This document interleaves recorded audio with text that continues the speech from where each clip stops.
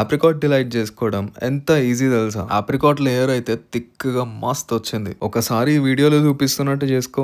Apricot delight లో expert అయిపోతావు. Taste మాత్రం ఆహా అద్భుతః అన్నట్లుంటది. హాట్ వాటర్ లో ఆప్రికాట్స్ ఇంకా షుగర్ వేసుకొని ఈ టెక్స్చర్ వచ్చేంత వరకు బాయిల్ చేసుకుందాం. ఆప్రికాట్స్ ని గ్రైండ్ చేయకుండా స్మాష్ చేసుకోండి. ఎందుకంటే తినేటప్పుడు పంటికి తగిలితే బాగుంటది. కస్టర్డ్ పౌడర్ లో కోల్డ్ మిల్క్ యాడ్ చేసుకొని మిక్స్ చేసుకుందాం. వార్మ్ మిల్క్ లో కస్టర్డ్ యాడ్ చేసుకొని మిక్స్ చేసుకుందాం. మీకు తగినంత షుగర్ యాడ్ చేసుకొని హాట్ కస్టర్డ్ మిల్క్ కి రెస్ట్ ఇవ్వండి. ఫ్రెష్ క్రీమ్ లో పౌడర్ చేసుకున్న షుగర్ ని యాడ్ చేసుకొని మిక్స్ చేసుకుందాం. కావాల్సినవన్నీ రెడీ అయిపోయినాయి. ఇప్పుడు మిల్క్ బ్రెడ్ స్లైస్ చేసుకుందాం. మిల్క్ బ్రెడ్ ఎడ్జెస్ కట్ చేసుకుందాం. దాని టేస్ట్ బాగుండదు. షుగర్ వాటర్ లో వెనిలా ఎసెన్స్ యాడ్ చేసుకొని బ్రెడ్ ని లేయర్ చేసుకుందాం. లేయర్ చేసుకున్న బ్రెడ్ మీద షుగర్ వాటర్ స్ప్రెడ్ చేసుకుందాం. మనం రెడీ చేసుకున్న ఆప్రికాట్ స్టఫ్ ని ఈవెన్ గా స్ప్రెడ్ చేసుకుందాం. రెస్టారెంట్స్ లో అయితే ఇంత థిక్ ఆప్రికాట్ స్టఫింగ్ అయితే ఉండదు. ఆప్రికాట్ స్టఫింగ్ మీద ఇంకో లేయర్ బ్రెడ్ వేసుకొని షుగర్ సిరప్ తో స్ప్రెడ్ చేసుకుందాం.